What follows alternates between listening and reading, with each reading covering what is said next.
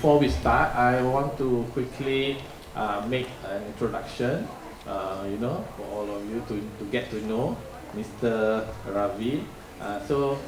We have here with us today Mr. Ravindran Raman Kutty, who is Director of Communication for Spirit of Endeavour, and he actually holds a master's degree in communication as well. And for those of you, for people who are in the PR fraternity, would know him as an accomplished PR practitioner with over 3 decades, more than 30 years of experience in corporate communication. So Mr. Ravi is a fellow of the Institute of Public Relations Malaysia, or in short we call it IPRM, and a recipient of the prestigious ASEAN Public Relations Network, or APRN, Accredited Fellowship Award. And in addition to all this, he is a certified sustainability professional, having completed the Global Reporting Initiative, or GRI, training with the Academy of ESG and Sustainability Sdn Bhd. I'm going to read everything that I have here because I want you to know how important or how prominent the person who is with us here is today. So throughout his career, Mr. Ravi has held various significant roles. He served as the president of the Bandar Seri Damansara Residents Association and received the LA21 Award in 2009-2010. Has been recognized as an industry specialist by the Ministry of Human Resources Malaysia. His notable achievements include leading successful campaigns for organizations such as MRCB, Northport Malaysia Berhad, Alam Flora, MIMOS, ECR, which is East Coast Economic Region, ECR, and the Pengerang Petroleum Integrated Complex, or PIPC, the crisis that he handled in Johor under Pemandu. While at the Institute of Strategic and International Studies, Mr. Ravi served as the Deputy Director of the Public Affairs and Conferencing Unit. He successfully organized over 50 international regional conferences, 50, focused on geopolitics, security, and critical issues such as Bosnia and Herzegovina. His experience includes managing the major events like the Asia Pacific Roundtable, bilateral meetings, World Bank conferences, United Nations forums, and the Pacific Dialogues. Mr. Ravi is a certified trainer specializing in media training, crisis communication, ESG, and stakeholder management. With extensive experience, he has conducted numerous training sessions and workshops helping organizations navigate media engagements, manage crises effectively, and enhance their sustainability strategies. He is also an expert in conducting gap analysis for corporations, identifying areas for improvement in communication, ESG practices, and stakeholder engagement. He currently serves as the Principal Consultant at Stratcomm Consult and the Senior Advisor and Head of ESG at FOY Communications Sdn Bhd. He also contributes as a columnist for publications including Sinchu Jitpo, News Straits Times, The Vibes, and The Scoop. He holds a leadership position in IPRM and also an academic position advisory. So Mr. Ravi is an academic advisor at Taylor's University College as well as Sunway University. Under the industry advisory panel, he was also special advisor to the World Youth Council Malacca. I can go on and on, but I think that's too long. Okay, so we give a warm welcome to Mr. Ravi, who will be sharing with you. That's the topic, I think. So Mr. Ravi, the stage is all yours. Can you use this or this? I'll use this. All right, thank you. I've known him for quite a while, and Yeah. he's a very humble, regardless of him being a great person. No, Adrian, thank you so much.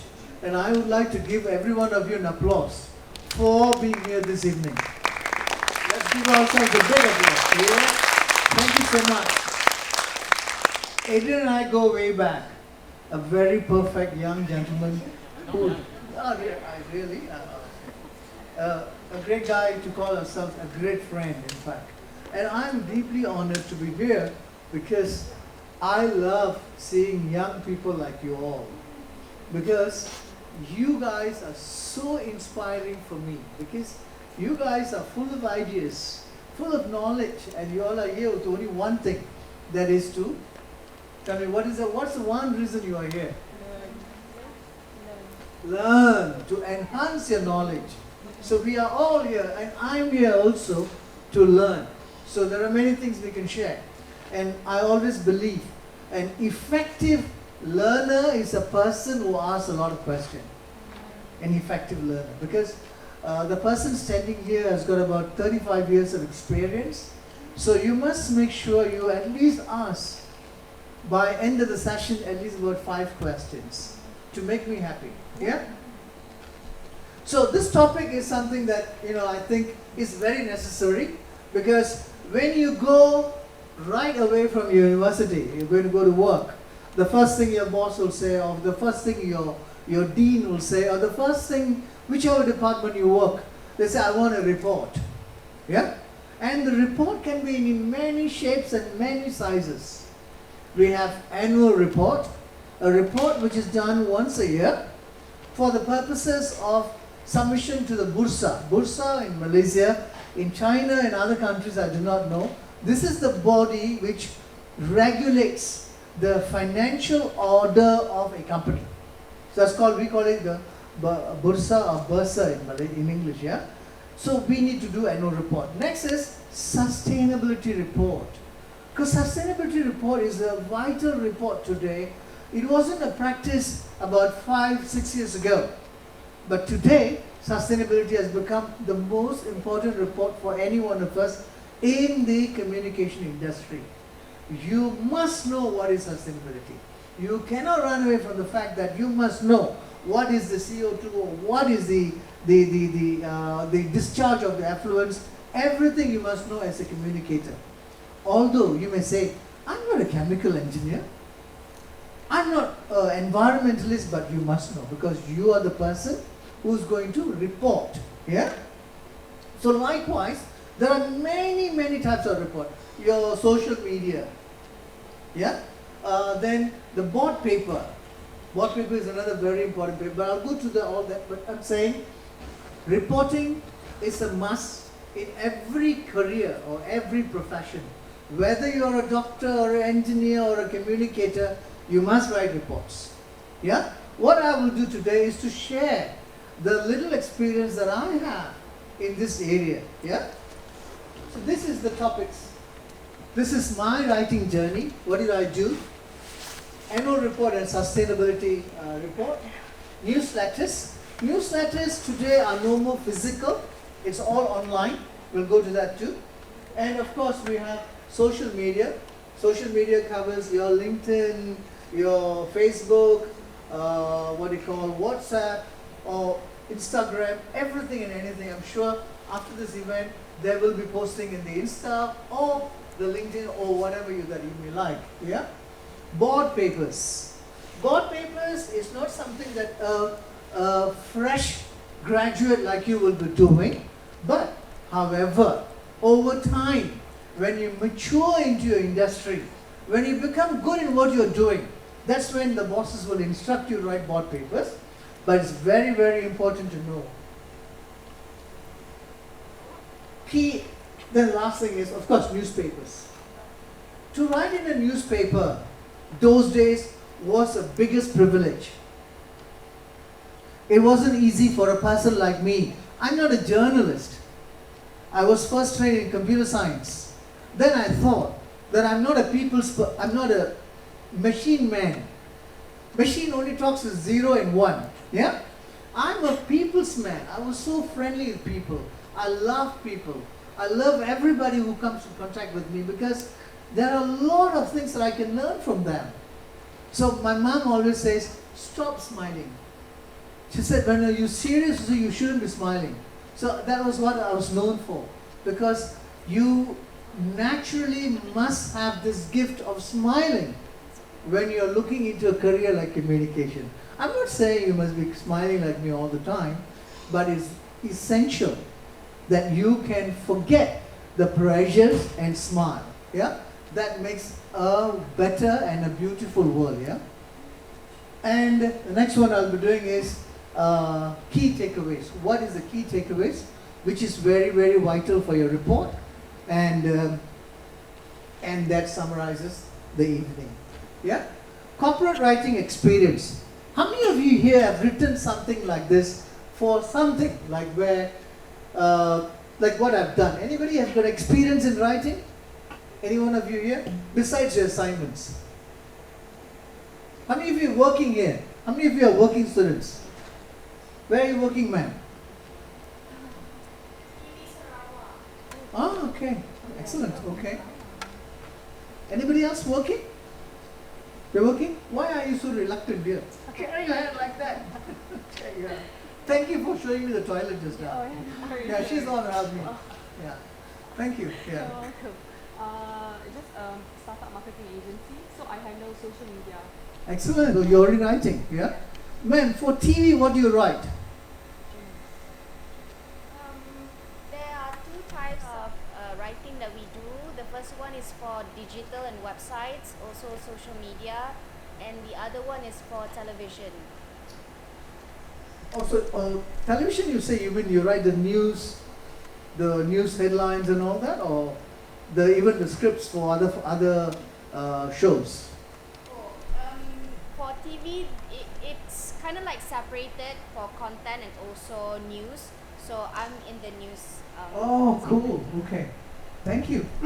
Anybody else? Anybody else back home in China? No? Nobody has worked before? Never mind. So this is my journey, by the way. I started as the MIMOS. MIMOS is actually a government think tank for IT. The Malaysia's Jaring was born in MIMOS. Jaring is the internet service provider, yeah? The first ISP of Malaysia is Jaring, and Jaring was born in MIMOS. So what we did is, I've done the annual report, newsletters, and the website, their website, yeah? You can see the cover that you see, which is this cover is my second annual report with MIMOS. So you see the language, kegemaran anda, sorry. So you must also be versatile with English and Malay if you are practicing comms in Malaysia. In China or the other countries like Timor-Leste, the call is yours, whatever the native language may be. Yeah? So, next is Northport. Northport, I did this. The first sustainability report for Northport was done by me and my team, where it's a great learning curve for me, because that's when I realized sustainability is just not the word.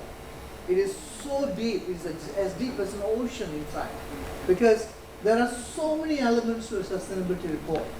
And as a good student, you must go and find out what are the components of a good sustainability report, yeah? And of course, Alam Flora and MRCB, we're doing the website, the contents for their newsletter, for their annual report, for the sustainability report. So I was involved in this. And MRCB, we also have a newsletter. The board papers are done only in later part of my career. In MIMOS, I didn't do board papers, but at MRCB, at ECER, yes, I was doing board papers, because that's where they found that you can write. So when you are known to write well, the company will seek your assistance. So writing board papers are not immediate, guys. It will take some time. How am I doing? Okay. Can catch up? Can follow? Yeah? Anybody who can't follow? Am I going fast?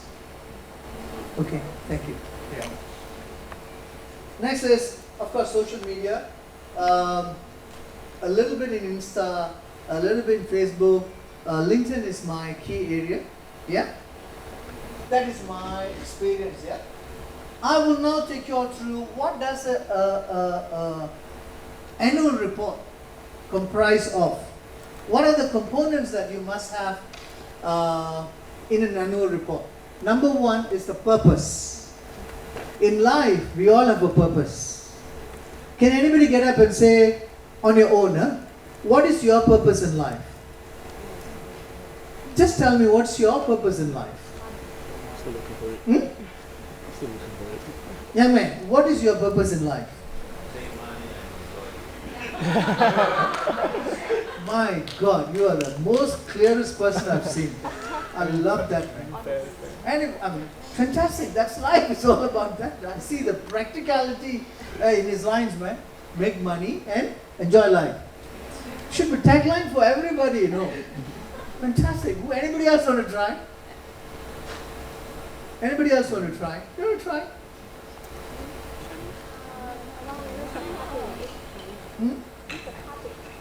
You want to? Raise a puppy. Oh, raise a puppy. You want to raise a puppy? That's damn cute, man. Yeah. Why not? Yeah. You want to raise a puppy? Come home with me. I'll take you. I've got a lovely puppy in my house. I'll give it to you straight away. No, it's very interesting. That's your purpose, yeah? So that means you love animals. You love dogs. Yeah? Cool. Anybody else want to try? That's very interesting. Make money, enjoy life. I want a puppy. Yes, young man. My purpose in life is to look for my purpose. Looking for your purpose. Because at different points in my life, I have different goals and different objectives. So when I progress in life, I feel like I'm still looking for that purpose. I've done this part of my purpose, so I'm gonna move on to the next one. You are very deep, man. Whoa. I'm impressed. How old are you, if you don't mind? 26 this year. You sound the other way around, man. You sound like a 62-year-old man. Seriously. Well said. I mean, you are searching for a purpose. Yes. Fantastic. So purpose is very important in life, but when you come to writing, the purpose must be clearly spelled out. Yeah? So annual report can only function if it has transparency. What is transparency? Transparency is you making sure your audience know what the company is doing. How much money you made, how much profit, what were your losses, what was there any subsidiary which has failed. Transparency. You can't cover. You can't use the Tipex or the white ink and cover saying that this is not for consumption. Next is accountability. Because in the annual report we have a lot of financial figures. They will show the revenue, the net earned, the net loss, whatever. P&L, balance sheet, everything comes there. And of course, ultimately is trust. How do you think people buy your shares? When you're a listed company, the first criteria anybody looks at is the annual report. They want to know what is your financial strength, whether you are making enough money or no. So it's very important to know that you must be transparent, accountable, and trustworthy. Yeah? You must be trustworthy because trust is something that no amount of money can buy. You all know that, yeah? Trust is something that it comes over time. Yeah, he comes on time to school. He is very disciplined. He is very polite. He dresses well. He is courteous. He is always willing to help. Don't you think these are the criteria of trust? People will like you. People will trust you. Trust is very important no matter whatever we do, yeah? And the next thing is audiences. In any writing, in anything that we do, the first thing I ask my friend Adrian is, who are my students? Who are my audience? Who are they? What are they listening to and what do they want? He gave me a very good briefing, so understand. Some may have issues with language, some may not have issues with language, but everybody is very smart, I was told. So everybody is very smart, I was told. So I must be very careful. Yeah? So very good point. So that's the tip that I had. So I know who are my audience. Likewise, when you write for annual report, you must know who are your audience. Very important, yeah? And next is, what is the approach? The approach is how you write, how you present. Why did I put a child there? Look at this. This is the third annual report.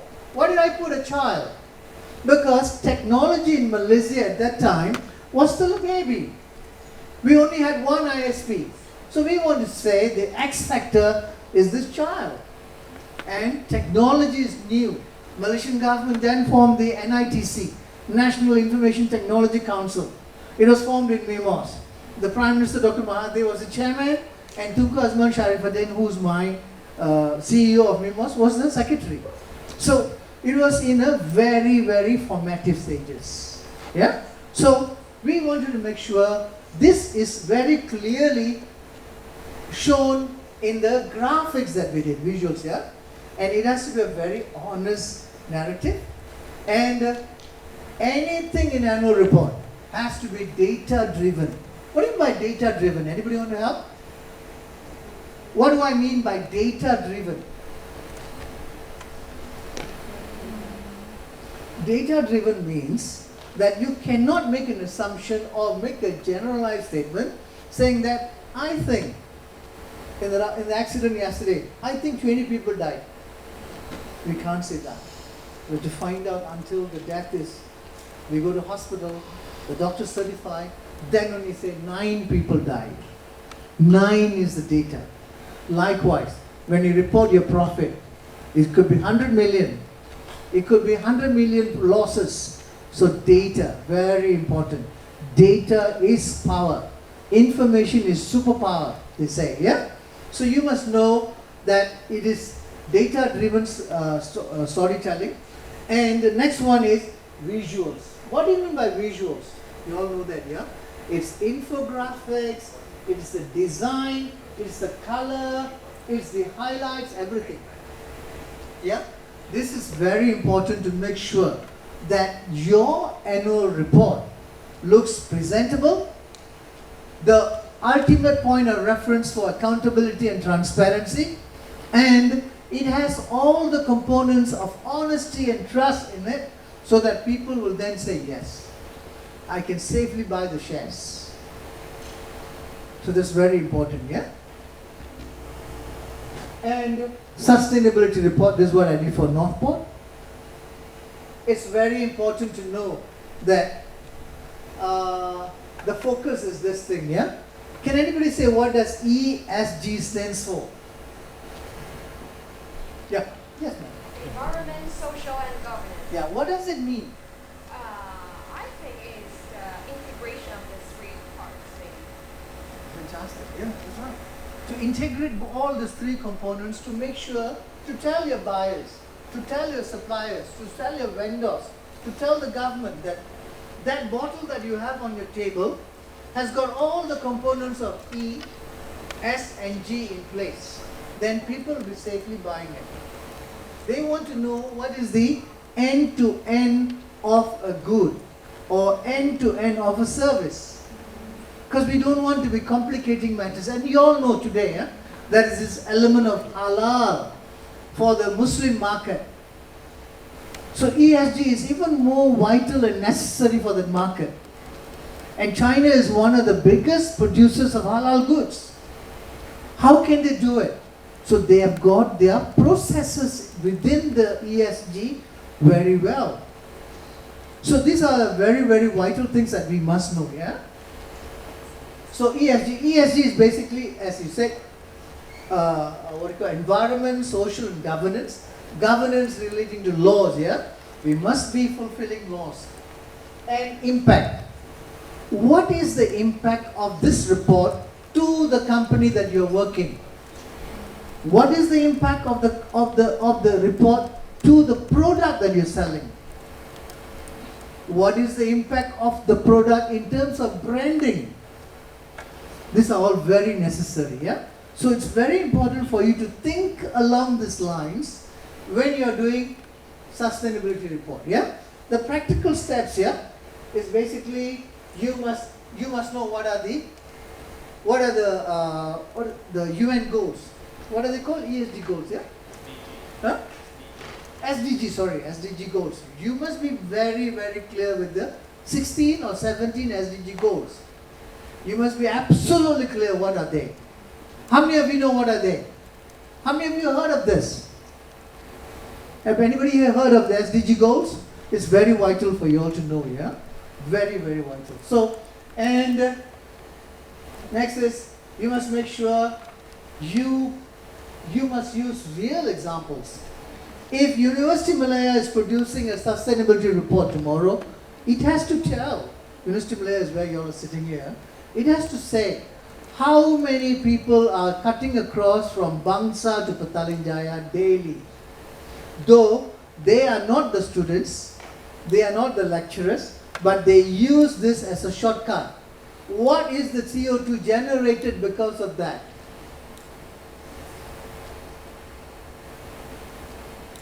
So you must be very, very mindful of this simple thing if you are doing a ESG report for Universiti Malaya. How are we spending the water? How are we discharging the wastewater? What are we doing in the labs? All the labs that we have for all the engineering and all the science faculties.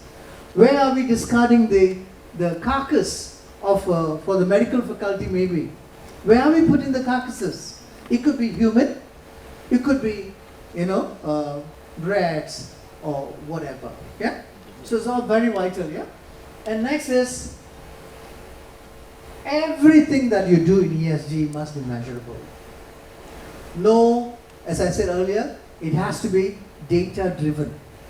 You must say, in a day, between the hours of morning 7 to 9, there are about 20,000 cars which are crisscrossing Bangsa and Petaling Jaya, who are not at all working, staying or studying here.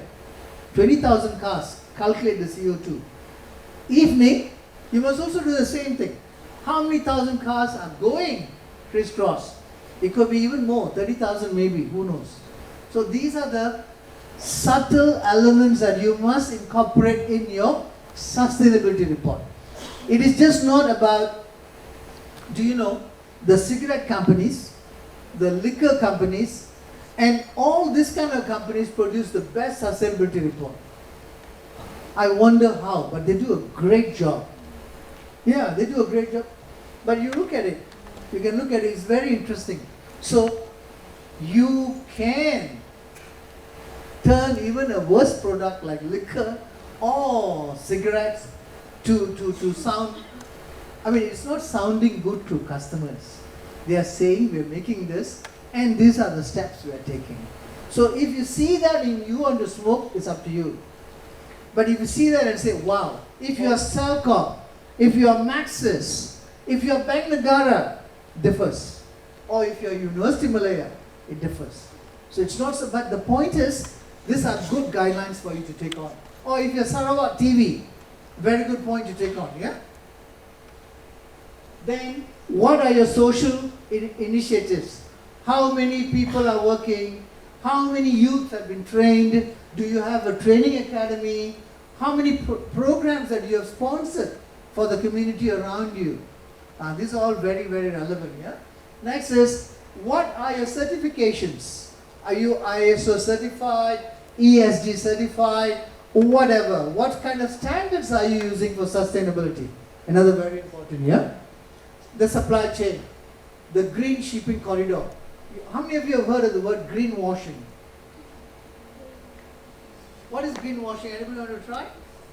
You have not heard of greenwashing? Good, okay. Anybody want to try? Greenwashing. Yes, ma'am. Is it like how some movements were disguised as a green initiative when in fact it's actually something to cover up a bigger issue? Excellent. Well said. She just said it's doing something under disguise or pretending to do, but really they're not doing. So they will say, oh, we have reduced the carbon emission from the cars or the cranes or from the aeroplanes of ours, say your Mars. So you say we have reduced it to so many levels, but it's not true. So it is not certified and is not verified. Thus, it's a common practice in many countries which are initially doing. Even in Malaysia we have. There are some construction companies that I know who say they are perfect. They are following all the SDG goals. But how many of you know the concrete cement, the cement that they plaster the walls, it's the #1 polluter for during the time when they're doing and even after. Even you move into your house, do you know there is pollution happening because of the concrete they used on the wall? Unless you get a good paint to paint it. Even the paint, guys, is also an element of pollution. So if construction companies come up and say they are champions of, it's not true, yeah? So be careful. Next is, what have you improved? What are the metrics that you're using? What is the case study? Whether is there, and in sustainability report, it's good to have a case study. Very important, yeah? Whether, what is your future target? In Malaysia, our net target is by 2050 or 2030, we are going to reduce the net zero carbon by almost 80% or 90%. I hope we can do it, yeah? Because we are all working towards it, like all the lights here. I'm sure these are all LED lights. These are the low-hanging fruits, they say, you know. So that's the #1 thing that you must do.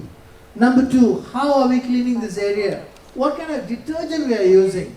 What kind of soap we are using in our bathroom? What kind of tissue, the thickness of tissue matters, because the thicker the tissue, the harder it gets to go on when you flush it out. So these are very, very small things, but which are very, very vital to ensure that the company is following the rules and standards properly. Oh, okay, sorry. What's the next one? I was saying, yeah, this one. The framework, GRI is very important. These are standards which you'll be familiar. ESPO is also another standard. You'll come to it, yeah? And this is what we did for newsletters. Newsletters can be colorful, can be internal, can be external. Whatever newsletter that I did, I made sure it's also external to make sure it gives the update on what the employees are doing, what the management is doing, what the future plans of management, so that the employees know. And employees always love to see their photographs in the newsletter. So it's a must that we don't put just my picture because I'm editing it or I'm doing it, no. Or your boss's picture, no. You must make sure everybody, from the gardener to the sweeper to the driver, put their pictures all around. So they will be very happy. They will then feel that we are together in a family, with a family, yeah? So this is my, the Tunku Azman Sharifuddin was the CEO of MIMOS. This is Alam Flora. We had a lot of campaigns. And what are the practical tips of a good newsletter? It has to be short sections. You cannot write long articles for newsletters. It has to be short and sweet. Yeah? Next is, it must have a lot of visuals, a lot of photographs. Of course, the photographs must be captioned, yeah? Don't forget, yeah? Next is, it has to, if you say, I'm producing 4 newsletters a year, it has to be on time. It cannot be coming, one comes in January, the next comes in June, and the rest comes during Christmas, December. You're not consistent. You must make sure every quarterly the publication comes out. Very important, yeah? And this is a standard rule for any website that you may want to do, you must first find out who are your audience, who are your stakeholders, who are your target publics. Very important, yeah? You must know whether is it public meaning anybody who's interested in your product. Say you're selling fertilizers, for instance. Who are your publics? You are producing fertilizers. Farmers. Who are your publics? Farmers. Farmers. Who else? Gardeners. Sorry? Gardeners. Gardeners. Yeah, the domestic guys, yeah? Some more?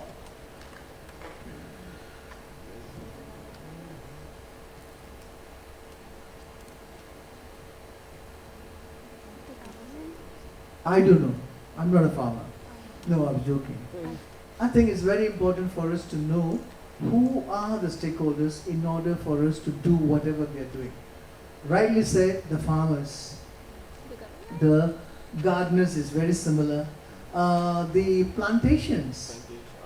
You know, plantations buy a lot of fertilizers. Then the agencies. In Malaysia, we got a lot of agencies like Felda, Felcra, Porin, like that kind of agencies, yeah.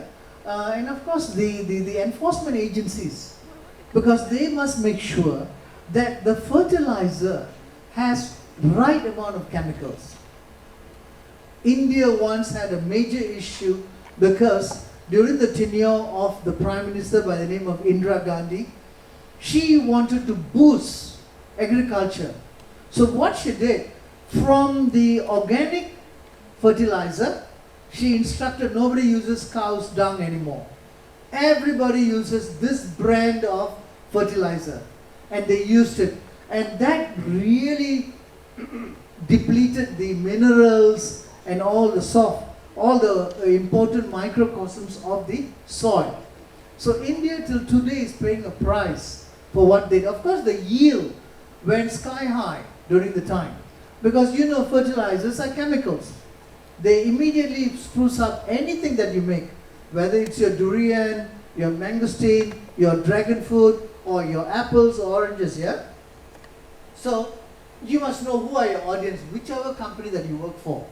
Investors, very important, because if you think that you must keep your investors updated, you must identify them, who they are. Are they the high net worth individuals, high net individuals or high net worth individuals, yeah? Whether would they be keen in buying your shares or whatever. And next is partners, whoever the partners can be. The key points is, it has to be user-friendly navigation. When you turn the pages, be it website, or be it online, or be it your Insta, it must be friendly. It cannot be saying, please go to page 1. At page 1, you press the lower button key. After pressing the lower button key, go to the right key. All this information is no valid. It has to be straight, neat and clean. The moment you go in, you put a www, pop, pop, pop, pop, you must come up. That's it. Because we got no time to waste. Yeah? And it has to be SEO friendly, concise copy. Very important. It has to be friendly. And next is, it must blend with the visuals. Because if it doesn't blend with visuals, it's very difficult to get the attention or the,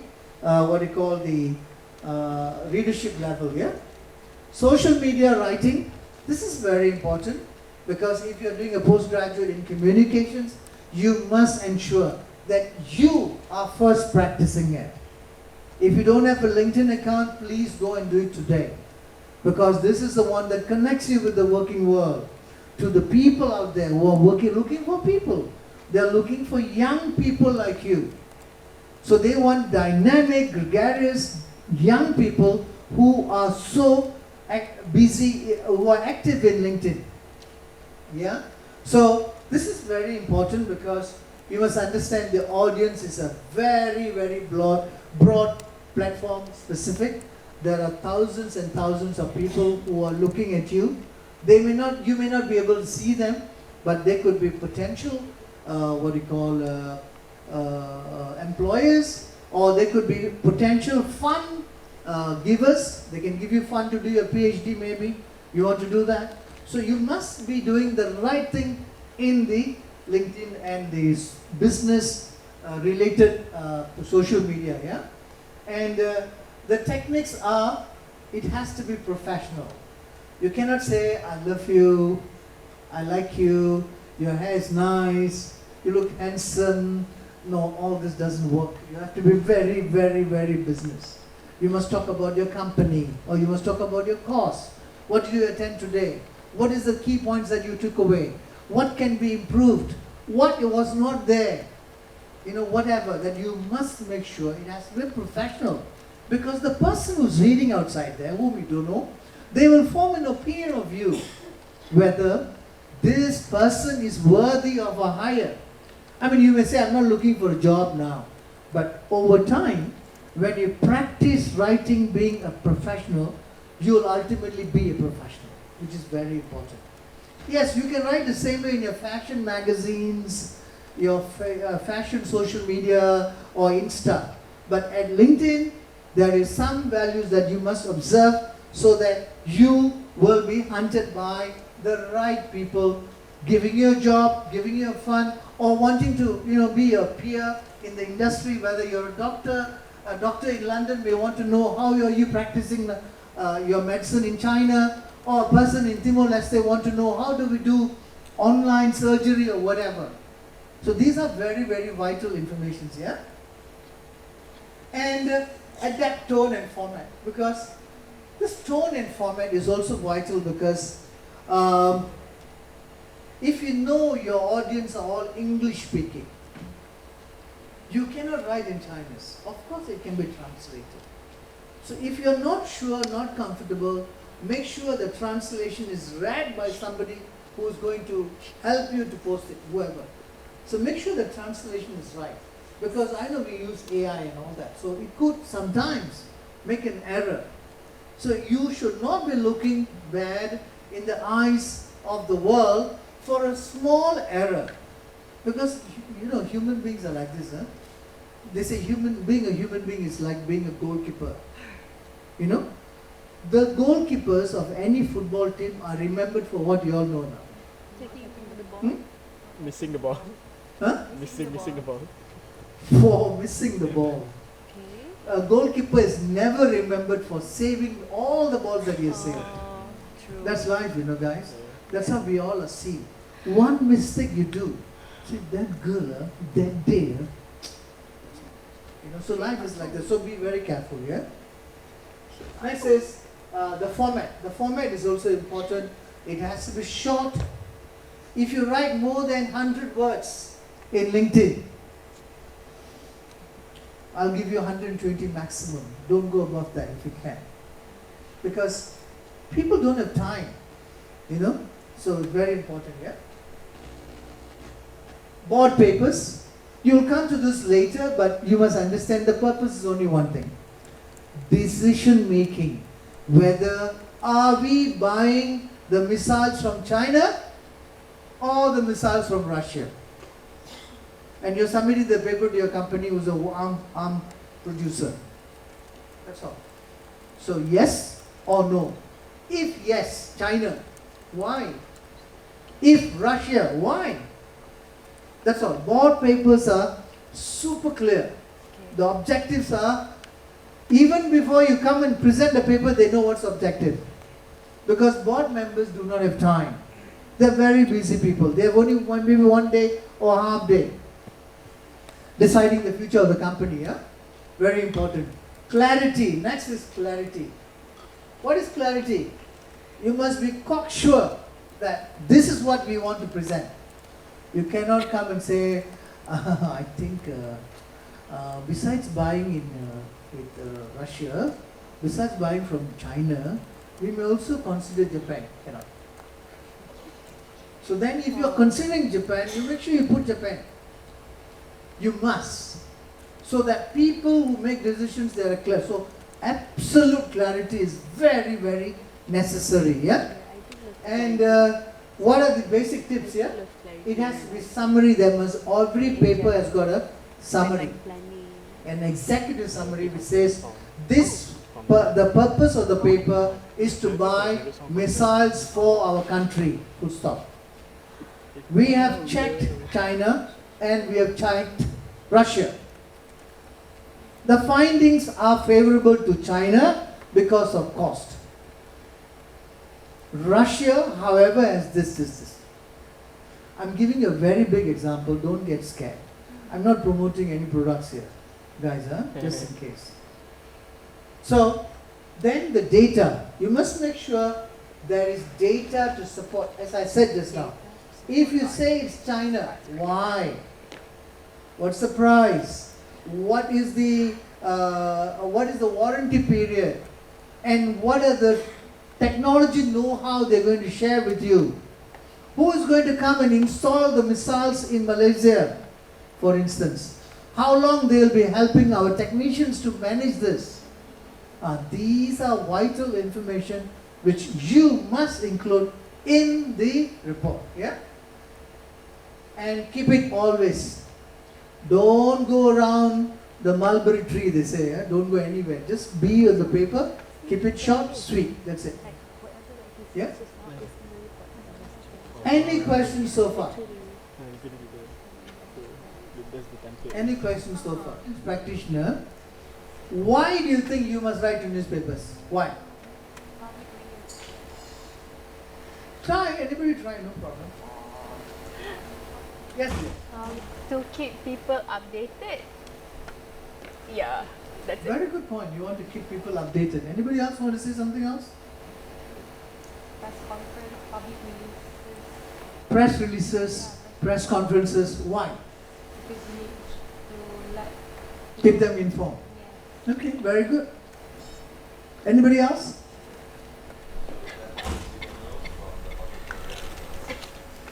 To let other people know from the audit, from the legitimate resources. Yeah, very good point. Yeah, very good point. Yeah, to make sure the legitimate news is shared, and to have press conferences, press releases, to keep people informed. Yeah, but if you are a communications person, how do they know that you are doing communications in your company? And why must they hire you rather than hiring into Mr. Adrian? Say you are going for an interview with Mr. Adrian. Put the age, same age. Same age, yeah? You and Mr. Adrian, same age. Don't say he's 10 years elder to me or whatever. Same age. Why must they hire you and not Mr. Adrian? Anybody want to try? If you are going for an interview, why must it be you who must be hired and not him? Or why must it be you and not me? Say we are the same age, huh? What is the difference that you make? What is the value that you are bringing? Say that again, sorry, I didn't hear you. Fact. Facts matters, I agree.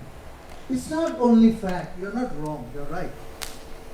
I will say, if I want to make a difference in an interview, if I want to be a communications practitioner who's practicing communications, even before I join the market or working, I must show to the interviewer that I am already doing it. So I will show whatever that I've written so far, even before working for company A or company B or agency C. So if you want to be successful, guys, in communications, you must write to the newspapers, whichever country you are, and your name at the bottom must come out. That's what I did. When I was trained in computer science, I didn't know what to do to become the different candidate when I went for an interview with ISIS Malaysia, which is the government's think tank. I made the difference, guys, because when I decided to switch my career, I started writing. And what did I write about? I didn't write about my girlfriend. I wrote about whatever that I felt which is not right. I might be driving a car. I would have seen a pothole. Oh, while I was driving to work today, I saw a huge pothole and I was so sad. A motorist was at the back of me who could not avoid the pothole. He fell and injured himself. He has to be rescued because through an ambulance. This is a story, guys, and this storytelling must start today before you go to your job. And you compile all this. What's your name, young man? You put your letter, whichever letter, wherever you're writing. Richard, so many letters you have written. Keep it with you. Then you go for your interview. So, wow, I like this person. Because this person did not go to university alone. Did not just come for an interview alone. But he added value. So when you add value, that's when you make a difference, guys. So remember, this is not just for newspapers because you want to write about China and India war, or India and Pakistan war, or Russia and Ukraine war, or the Israelis, the Palestinians who are fighting till today. I don't know for what. But you are writing with your own self-interest. What's your self-interest? You are branding yourself. Richard will be a brand. People open the paper, Richard is talking about a life of a student, for instance. Today I met an interesting lecturer. Don't describe physically and don't describe 35, 36 and all that. No. Just talk about what's the knowledge they shared. How this knowledge mattered to you most. And trust me, today the social media will accommodate you. And with ChatGPT, you all are champions. You guys know it better. So imagine if you start writing, you can write to your newspaper in China. Say that, I know I'm studying in Malaysia. This is the lifestyle in Malaysia. This is how green is Malaysia. Malaysia is the ASEAN chairman now. Malaysia's visit Malaysia is going to be next year. Those people who want to come to Malaysia, please don't contact me. Then the whole China will be here at the door. Just say, please go to the tourism office. You're not promoting tourism for Malaysia, but you are using content to write. And you're using this in an attractive manner to tell a story. So that the readers will say, wow, if you do this, can you imagine the people in China or the people in Timor-Leste? They will really appreciate what you're doing. What is the political climate in Malaysia? What is the economic climate in Malaysia? People will love to read it. And if you are a Malaysian, what can you write about? What is the life of a student when you're in University of Malaya? It's fun, it's nice, great lecturers, fantastic ambience. All these things are given for what? For us to learn. And what is the output that we are producing? University of Malaya is producing X amount of students every year. Of that, the university is ranked X in the world index or whatever. So you can write about anything, guys, anything. And this is very, very interesting. So writing to newspapers is this is the format that I used. I didn't know what to write, but I started writing. Whatever wrong, say there was a dengue case, the drains were clogged, it was not cleaned by DBKL. Yeah, write something. Then you're suddenly traveling, the street lights were not working. Suddenly you were driving one day in the rainy weather, the trees fell. So everything, guys, everything can be a story for the newspapers. And today the advantage is you have social media. So you can develop your skills. So don't sit and say, oh, first graduate, then I must go for interview, then I'll get a job. No. Start today. And you can ask Mr. Adrian. I'm sure he'll help you. Sir, is this correct? Whatever. Can I write this? Can I send to what is the main newspaper in China? CCP. Hmm? Huh? People's Daily, yeah. You get the editor's name. He sent him an email.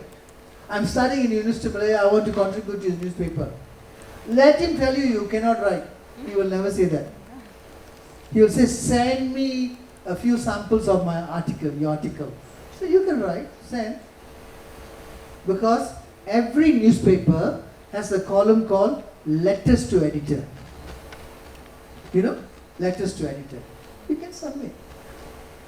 And the editor will be damn pleased with you because very few students do this. Do we get paid? Yeah? So, sorry. Sorry. Very wrong. Yeah. So, the approach here is a strong hook. It's not a hook it's not a fishing hook here. This is a hook. What is a hook in stories? Hook means that you have got one story which is going to be making a great impact on the readers. It's very attractive. It's going to be making the person, wow, what a story, man, I read. Story doesn't mean you must write 10 pages. It can be within 500 words for a letter. 500 words is enough for a letter. Letter to editor.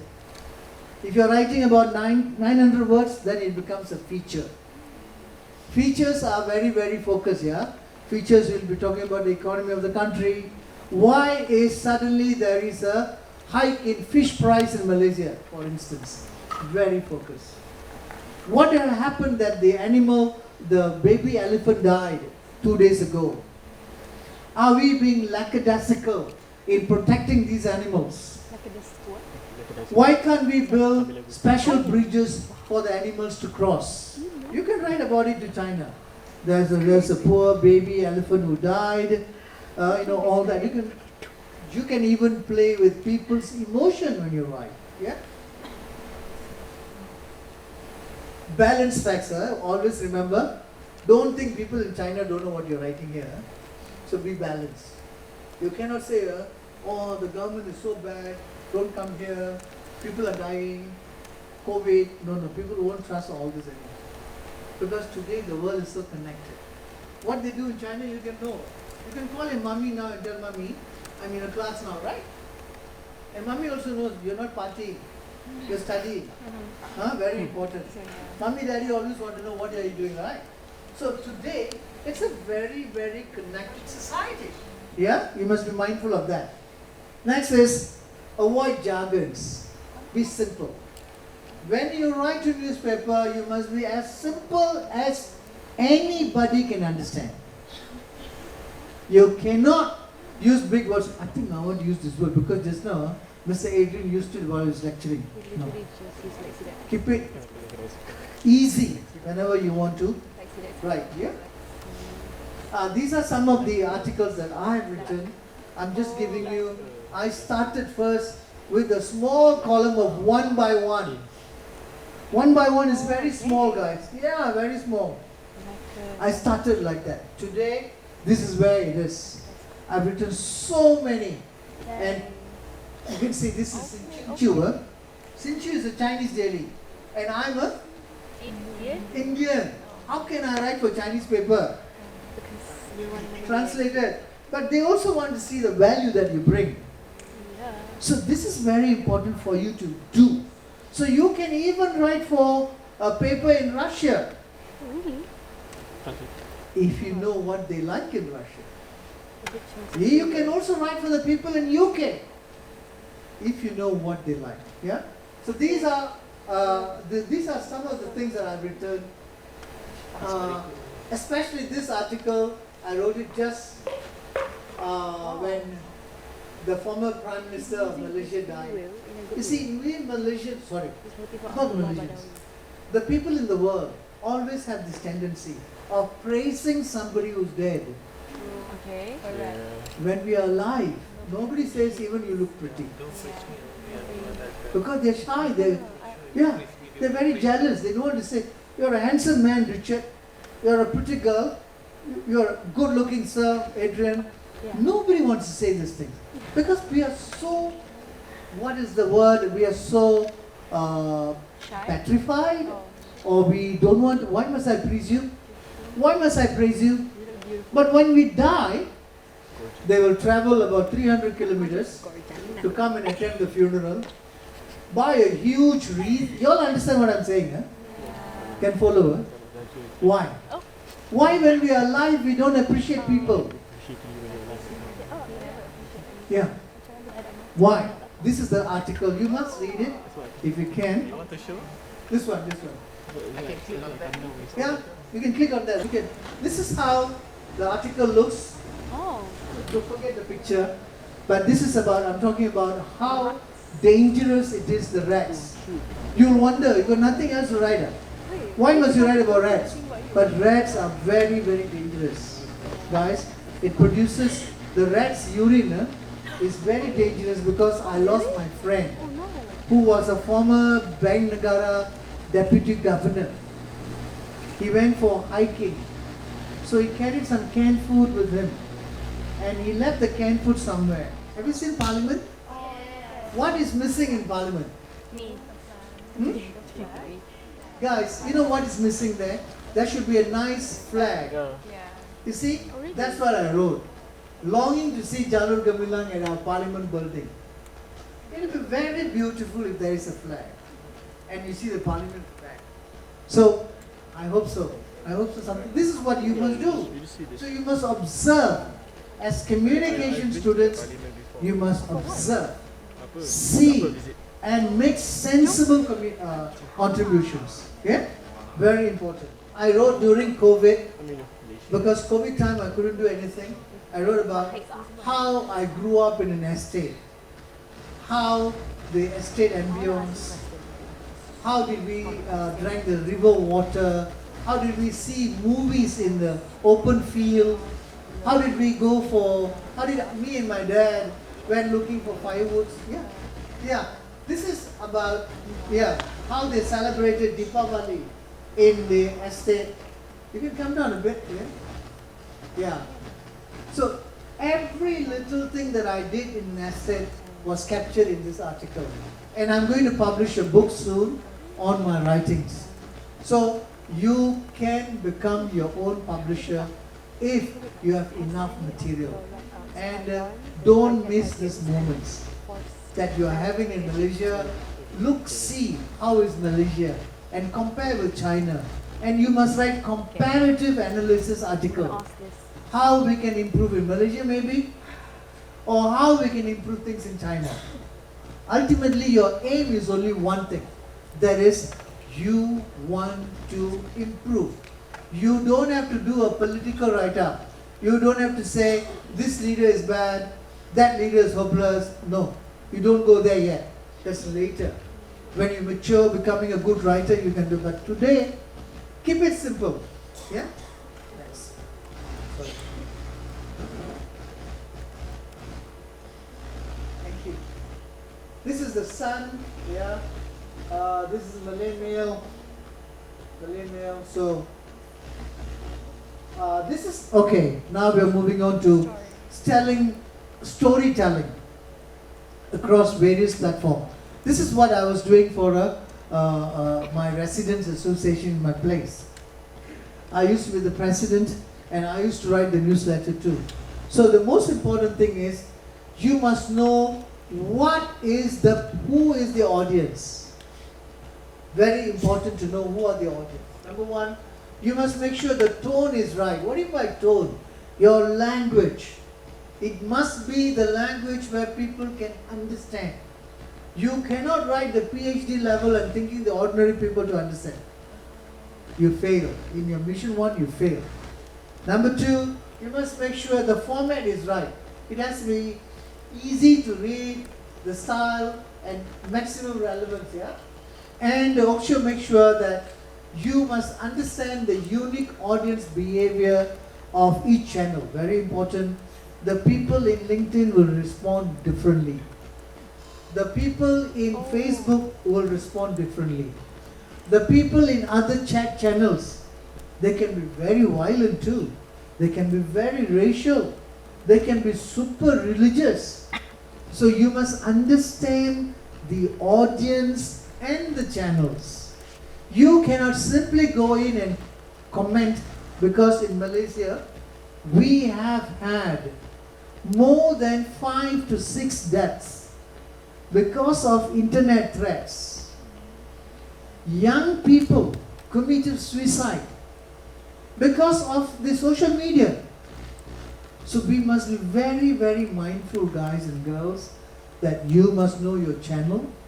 Who are the people in the channel? Because you should not fall prey for anybody who's pretending to be somebody, and cause damages to you in your life. Be mindful, yeah?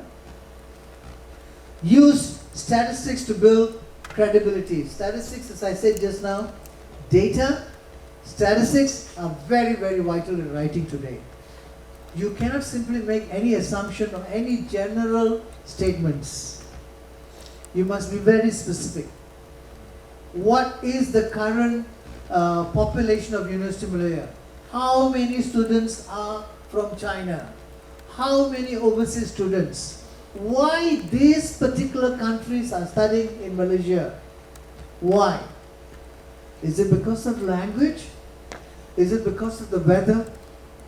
Is it because of the free access of everything here? Is it because it's cheap? Various reasons. So when you say cheap, you must compare.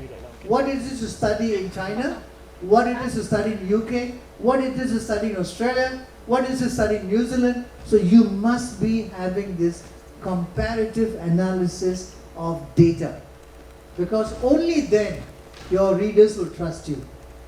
Yeah? It sounds difficult, guys, trust me, it's very easy.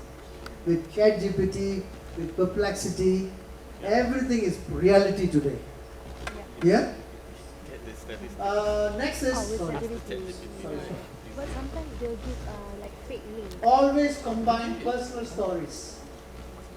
People are not interested in knowing who captured America, or who discovered America, or who discovered China, who discovered, no. History nobody likes anymore. But they want to know, what did you do in China? How was your experience at the Great Wall of China? How did the people react to you? Did they say, you're brown color, I want to take pictures with you, which is what happens. If you're brown color like me, this is the people there like brown color, so they always want to come and take pictures with you. Because it's rare, very rare color. Because every color there is yellow or orange or whatever there. Huh? Not orange, I'm joking. It's yellow, so they like different colors. So my friends who went there, they said, if you're brown, they say, come, I want to take a picture with you. This was an experience for us as Malaysians. Oh, really? You know? So maybe because very few browns are seen even in China, yeah? Ensure your key messages remain aligned across all platforms. If you are writing a sustainability report, your key themes must be related to sustainability. If you are writing about financial accounting, your key thing must be accountability. How is this? And you must be only talking about that. You cannot bring in other subjects, yeah? Of course, this is very important. Trust and brand recognition is very important, because nowadays, with all the fake things around the world, everything we have a fake product. Only people, they don't, people also there are many fakes, yeah? So we must be very mindful of the fact that what we buy, what we consume, and what we use are genuine. And how to do that is through you people telling that this company's products are good, is reliable, we have got ISO certification, we have this certification, so that people will then trust. Once people trust, the reputation of your product, your company, the people who are working there will be all good. When all are good, what happens? Your product will sell better. Why people till today? A product called Nestle. Why people still consume Nestle? Why people consume Coca-Cola? Coca-Cola, one of the oldest drinks in the world, is just sugar, water, and carbon. Imagine, you can go any parts in the world. Whether human beings are there or not, but Coca-Cola bottles will be there. What do you mean, what I said? Do you know what's the meaning? You could go to any jungle so you can see Coca-Cola empty bottles. Because we are known for littering, yeah? We don't care. So next is, you must know, this is very important, you must tell your story in the most attractive manner. Storytelling is very, very necessary because yes, this is to capture your audience, because your audience must know what is the story or what is the message that you want to deliver. Why did I say appreciate the living? Don't just appreciate the dead. I'm not saying you shouldn't appreciate the dead. Huh? I'm not saying that. I'm saying when you have so many friends there, how many times have you complimented another friend saying that you're looking good, you're smelling good, you speak well? We must do all this because these are good habits. It doesn't mean you got one girlfriend, one boyfriend, only to them you must say. No, you can say to anyone. You know, you make a better world by saying these things, yeah? Next is blend data with human stories. If you're saying that India-Pakistan war, how many people died? Why they died? What is the cause of the death? So you must be very, very, very explicit. You know, then you can write another article. Irrespective of any war, irrespective of any war, the people who die are the young soldiers. Soldiers who are between the age of 18 to 25. They say under the name of protecting the nation, they go to war. And those politicians who ask these boys to go to the war are sitting in comfortable rooms, using a nice tuxedo like me or a coat like me, holding a mic and talking like this. But it is the young people who are dying. Because wars don't kill old people. First, they kill the young people. Of course, then children, whatever horrible stories. But the point is, guys, war in any country in the name of anything is not good. You can write a feature about it. Next is consistency in core messaging. Yeah, if you're talking about war, what is the consistent message that you must say? War of any kind is no good. Full stop. Whether it's Palestine, whether it's Israel, whether it's Bosnia, whether it's Vietnam, whether it's Ukraine, no good. No good at all for anybody. Because who's dying? First the young boys, then babies and elderly people, because they can't go and escape anywhere, yeah? Visuals, very important. You must make sure your visual is always attractive, where charts, infographics, photographs. Photographs are very, very important because some people have the tendency, because you are seated there, you take a picture from there, the picture won't be clear. So if you are the photographer of the event, make sure you move, take closer shots, because the handphone today has got very good pixels and the photographs are damn good. So don't take a picture when I'm doing this, you're taking my back. So you must be mindful of the angle of photographs. So that's very important in making sure the photos are really conveying a message, yeah? Next is break text. Make sure your text is not going to be, if it's 100 words paragraph, break the paragraphs, maybe 10, 10, and then 20, whatever. Break it down so that the reader will have a pace to read it, yeah? And make sure there is visual to reinforce your message. If you're talking about the incident that happened somewhere in Malaysia where a young calf died, an elephant calf, yeah, died, make sure you use elephant visuals. You go to the photo library, or you can go to the Google Pictures. You can get a lot of pictures of elephants. So use the pictures so that people can then relate. Whether it's a financial report, Because if it's a financial report, usually what they do, they put a pot picture. They put a national bank's picture. Or they put executives in tuxedos and ties. This kind of pictures are very, very important when you do any reports, yeah? This is some of the challenges. Balancing detail with clarity. Sometimes you cannot do too much of detailing, forgetting clarity. Because too much of data can bore the reader. So you make sure if you're presenting data, the data is done with charts. Clear. How many males? How many females? What is the age? 17 to 25. 35 to 55. 55 to 65 is where all the geriatric problems. So whatever you're writing. So relate the age and the statistics with the issue you're talking about. So that the reader will have he gets quick answers. Because today's readers, finding says that young people like you don't read anymore. Am I right? Yeah. They don't read. Yeah? So Attention, where do you get the information? attention span getting smaller. Visual, yeah. TikTok. 97% visual aided. They cannot just read this black and white reading business. So that's how it is. So if you are writing for young people, how will you write? That's a challenge. Yeah? AO3 for life. Managing stakeholder expectations. Guys, you must understand. In the board, you have people who are 40, 50, 60. In the working level, you have 25, 35. There is a difference of thoughts. There is a difference of ideas, difference of thinking. Because as a 70-year-old man, I will think, what you young people know? You teaching the board about this ego. Because the older you get, the more the E becomes in you. The E becomes an elephant in you.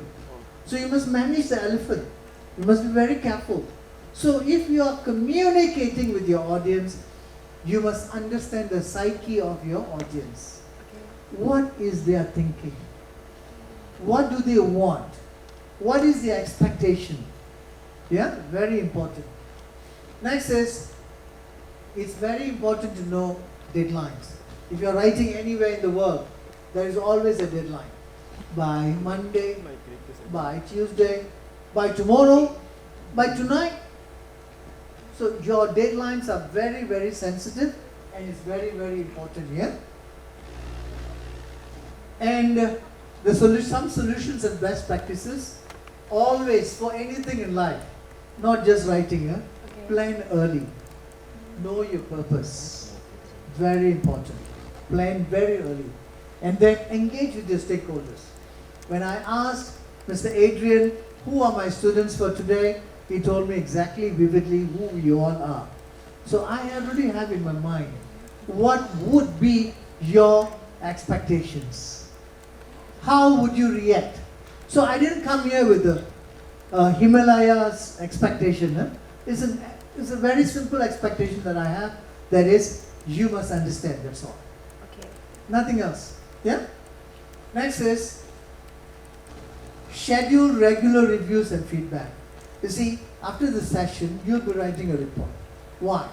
Because you are giving a feedback to the management to say, how was it clear, was it useful, whatever. So feedbacks and reviews are very important whenever you write something. When you're not sure, circulate your material to somebody that you know. It can be your friend, it can be your mom or dad, it can be your brother, it can be a boyfriend, so that they will then say, actually your article is too confusing. I don't understand, what are you trying to say? So you must do this checking so that ultimately when the readers are seeing it, they will understand better. Yeah? And be very careful with data. Don't simply use WhatsApp data. Make sure the data is truly verified. Because if you use WhatsApp data, or if you just because somebody sent you a WhatsApp saying that, 80% of people in the world are having diseases. You cannot use this kind of data on any of your articles. You cannot make that kind of dangerous statements. You know, like how the Americans were reacting to COVID. They say it's a Chinese virus, which is very unfair. Where got Chinese virus? Then everybody had to fight to change the name to COVID-19. So this is very important because you cannot demean another race or another religion or another person just because you're powerful. That's not right. So you young people must be aware of these things, yeah? Lessons learned. Number one, honesty. Honesty in life is very important, just not this class. No, matching Okay. number. Next is simplicity always gets the best attention. You don't have to dress up with Prada and all these things to get attention. You can be simple. And yet you can get the attention because people today are tired with all the Pradas and whatever the brand may be.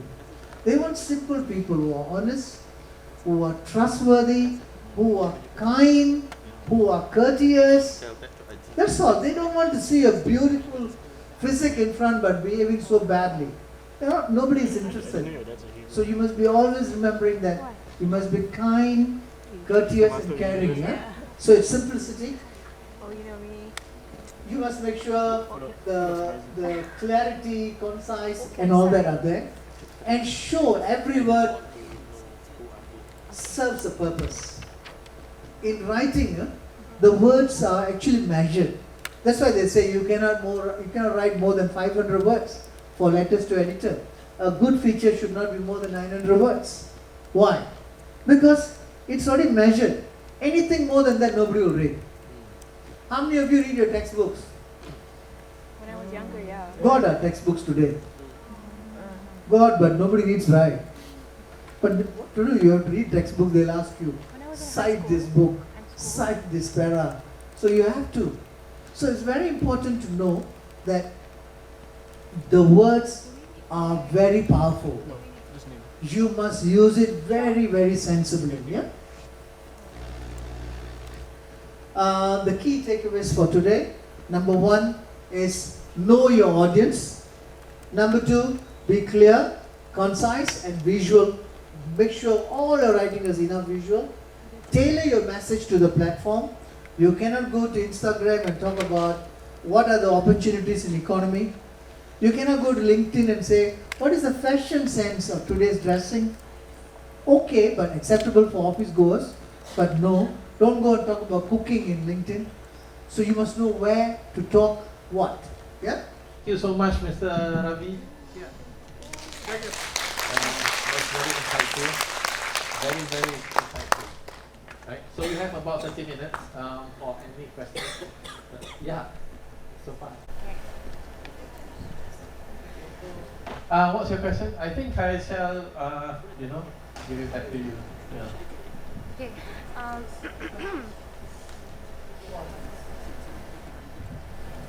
Yeah. Sure. Okay. So, hello. Hi. What's your name? My name is Izura. Which country? Malaysia. Oh, cool. Selamat datang. Yeah. Okay. So, has any of your write-ups, because you do write in like columns and all that, alarmed your target audience and forced them to make a change? Several. Yeah. Would you give us the examples? I'll give an example. You know this, I got a call from somebody from the parliament to say they are seriously going to do it. Yeah. Just last night, what a coincidence you're asking. So like this, I've had many calls, the local authorities acting on a complaint. What else? I can't remember, but there were so many. Any that is very memorable for you? I had a headmistress by the name of Mother Mangala. It's me who wrote a piece on her in the Star. I said she is the Mother Teresa of Malaysia. And until her demise, she was known as Mother Teresa of Malaysia. That's another thing that I remember. But there are many other examples, but just that I can't. It's a good question. Maybe I can email to Adrian about what are the others. I never thought about the question that you said. Yeah. Sure. I suppose you want to know the impact that we leave from our writing. Yeah, it's impactful. That's this Estate Chronicles that I wrote for New State Times. I had a call from United Kingdom, London, sorry. This guy was his grandfather was the Chief Minister of Selangor, Dato Harun Idris. So the grandson, who's practicing medicine in London, called me to say he read this article and he's very impressed. And he said, I met him when I went to London. I had coffee with him. He's a young man, he's got 2 or 3 children and married in London, 2 are Malaysian. He said he's very thankful that this story he managed to read and he could relate because his grandfather, who was the late CM of, he was the first CM of Selangor, I think, if I'm not wrong. Chief Minister of Menteri Besar. A very powerful man. He was also very active in football. He was very active in FAM, and the May 13 has something to do with him, unfortunately. But it's a great man, great leader. So that was one call that I can remember all the way. And there was another call from US saying that they left Malaysia, but my article remembered them of their their lives when they were young. Yeah, that's all I can remember now. Thank you. First question. Well, let's say, I mean, hypothetically in this situation, because I know like you've worked with Nemos, you've worked with Alam Tora, so like these are companies that are legit. But for example, because you brought up greenwashing earlier, so if let's say you had to write a sustainability report on like, let's say like Volkswagen when they were lying about their carbon emission results and everything, would you be truthful with the sustainability report and say that no, there is a negative here, or would you go with their greenwashing policy? So that's one. And I forgot my second question. I answered the first question first. Sure. Guys, he's talking about ethics here. You see, would you stand up to truth, or would you say the management says you have to follow? So it's a personal decision that you have to make. I have walked out of many offices, but guys, I'm not telling you to follow her, because ultimately you must remember there can be your wife or your husband or 3 children there waiting for you to come home with a pay packet. Huh? So I'm not going to say, oh, you must do what I did, but I have followed the ethics, because greenwashing, if Volkswagen would have stopped it at the point when they thought about cheating the world, they wouldn't have lost their market. But they paid the heaviest price. And that is a common practice in the industry. But if you are involved, you can decide whether you want to go with them because of your conscience, or you say, I have to feed my stomachs. It's a very difficult question actually to take on, because I don't want to give you a flat answer, resign. Ethics first. No, cannot. How to service your car loan? How to service your housing loan? You may have one baby in your wife's hands. Who's going to feed the baby? So it's for you to personally decide. I was out of job, by the way. I was out of job for 4 months. I had 2 car loans to service, 1 house to service. Service means pay loan, yeah? No banks, no car companies will say, never mind, Ravi, you don't have a job for this month. We won't charge you. No, they will still ask you. So you have to draw in from the savings. So you want to do it? It has got a price, guys. I did it, that's why I can stand here today. And I could answer your question. If I didn't do it, I don't know where I'll be standing. I don't know, we do not know. But all of you must remember one thing. Whether you believe in God or you pray, Somebody is watching you. Remember the song? Somebody is watching you. Yeah. Yeah? Yeah. So remember that. And there's somebody, I don't know who, like, some call it God, some call it Allah, some call it whatever, Christ. Somebody's watching you. That's all. What's the second question? Yeah, I just remembered it. So, Oh. same topic as sustainability reports and everything. So, I mean, like, I wouldn't say it's a recent thing to be environmentally conscious, but like back then in the 90s, early 2000s, like for example, Al Gore he became the laughing stock because he cared about the climate. So how was that transition from not being fully aware, like climate was just not a thing to be discussed? How do you transition from there to be like, okay, sustainability report, we have to care about carbon emissions, the environment, etc.? Life is about evolution. Whether it's education, whether it's telecommunication, whether it's science, everything. Today, some people's lives are in that thing that you hold and call. That's called an iPhone. Because everything is now in that black box or whatever you call it, device. So likewise, for sustainability, we have evolved. From people like Al Gore or even Bill Gates or even, what do you call, who's the other guy? The guy who found handphone? Huh? Steve Jobs. Things have changed now. Because today, you cannot lie anymore about anything.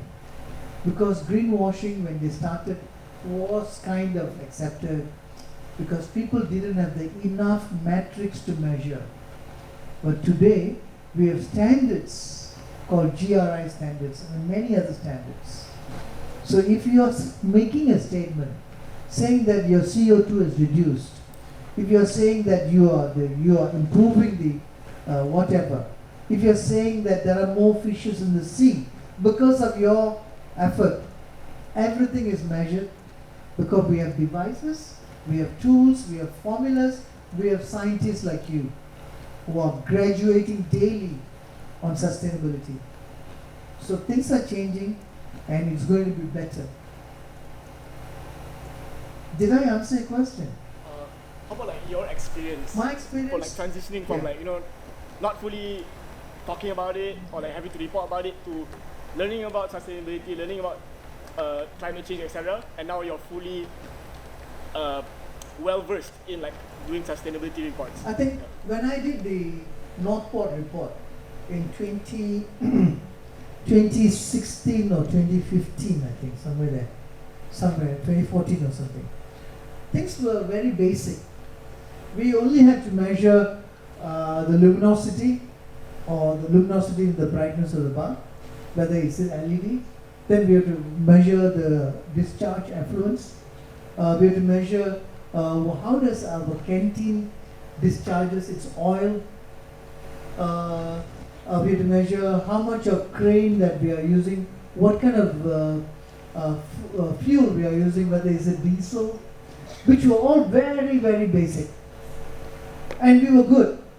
I mean, we were good in the sense we have created awareness among the management. Because the most important people in this business is the management. If a person like Trump comes to power, he says, go fish it. I didn't want to use the word here. That's what he said. He doesn't give a damn for all the sustainability and environment. Can you imagine the catastrophe he's going to create? It's terrible. So we must be mindful. So from then to today, things have rapidly improved. Rapidly. And we are becoming more detailed. Even when you're using your hair cream, people are seeing where did we do this? How did we do it? What are the ingredients? Whether has it got anything to do with the skin? Has it caused cancers? Skin cancer? Because people are going deeper and deeper. And when you all graduate tomorrow, you must take sustainability very serious because you should not do what I did. Levi sells the jeans, I bought it. Today, they are saying this is very harmful. They say today you don't have to wash your jeans. My mom, when I was a little boy, She washes the jeans every day. Today, I'm sure you all know what you all do, yeah? Once you bring it, hang it, next month only you'll take it down. That's normal. That's how it is because they say sustainability. So, the bleaching, the way they make, the amount of water they waste on jeans is very high. So today the awareness has come to that level. Yeah? So it is transforming and people are being reformed about sustainability, if you ask me. But it's not people, it's the leaders. Remember I told you, in a war, put the parliamentarians front in the battlefield. Then there won't be any war in the world. Yeah. Okay? Thank you. Yeah. Or kampong. Bring them in like this and show them the catch last year was how many metric ton? I'm giving an example. Yeah? It may not be a catch. It could be even farm. It could be the eggs. The farm that they have, the eggs are more now. Or it could be the productivity of the plants. Maybe they are planting tapioca nearby. Maybe they are planting sweet potatoes. The yield from last year to this year. You just prepare a few slides and you show this is how we have improved. And we have improved not because of our company, because of the contribution that we make to the farmers, to the fishermen, to the rubber tappers, whoever they are. That's it. They will understand that, because they don't believe in reading also. They also believe in visuals. So it's how you as a communicator who's going to use this kind of opportunity to tell a story. Okay? Did I answer you? But are the communicators also an action makers? Other communicators are also Action makers. decision makers. Action. Action. I don't understand.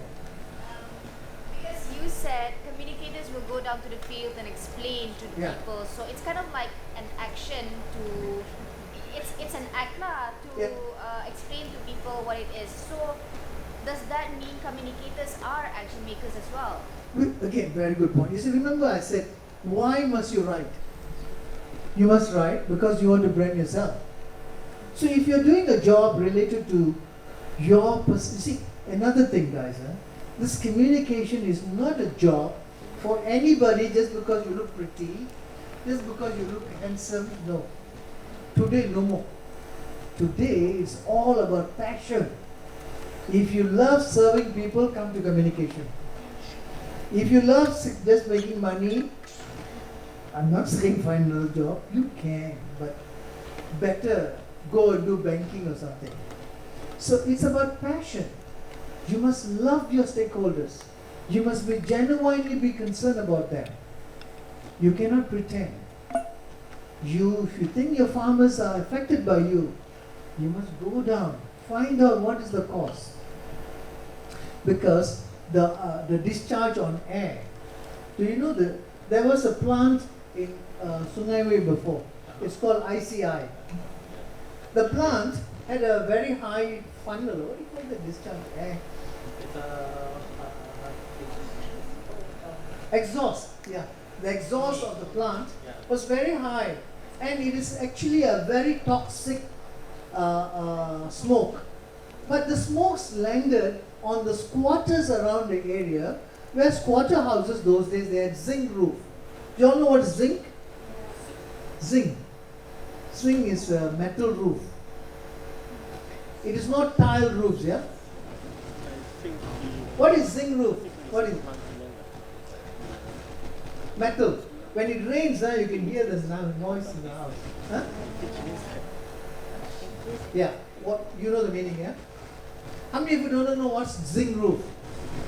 When chemical touches the zinc roof, you know what happens? It corrodes and it becomes,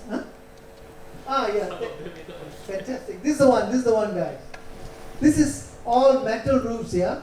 So when chemical acids touches this, it will corrode. Once it corrodes, it gets rusted. Once it gets rusted, water will go through. So people were very unhappy, but they didn't know why suddenly all the roofs have turned color. So the company was very honest. They went and changed all the roofs for the people. It's expensive. And squatters are not legitimate houses. Illegal squatters. And they explained, and they brought the DOE.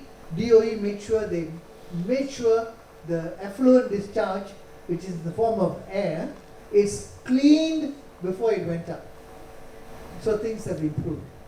So, if you are doing communications for that company, you must have the interest of the people in your heart. You must. I agree. I totally agree.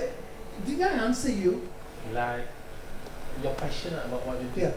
So Guys. without that, you Yeah. feel like it's a job. Yeah. Don't treat this as a job. If you think it's 8 to 5, cukup makan gaji means enough money in my pocket, don't come to this job. This job is about love. Love. You must love your people. Beyond skin, love beyond skin. Power plants, right? Power plant. Because I heard plant and I was wondering like, what Plant plant? just now I meant was the gardens. Oh, the garden. The yield of the, suppose you plant Oh, tapioca, suppose you plant onions, or garlic or whatever, the plant yield. Sir, as you said, passion and love for the work are essential. So what other mindsets or ways of thinking do you think will distinguish a good corporate media writer? Can anybody help me? Did you hear what she said? Sorry, can you repeat? So what other mindsets or ways of thinking do you Mindset, think okay, very good. can Way of help thinking.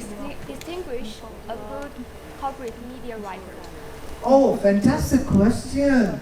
She's asking what is the mindset or the way of thinking for a good corporate writer.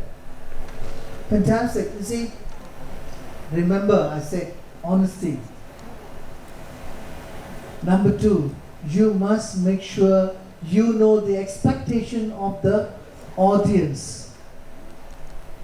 Your audience want to know about science, geography, hematology or sex, whatever. What do they want to know? So you must understand that. And number 4, it has to be storytelling in a data form. You must use data in a very wise manner. Number 5, graphics.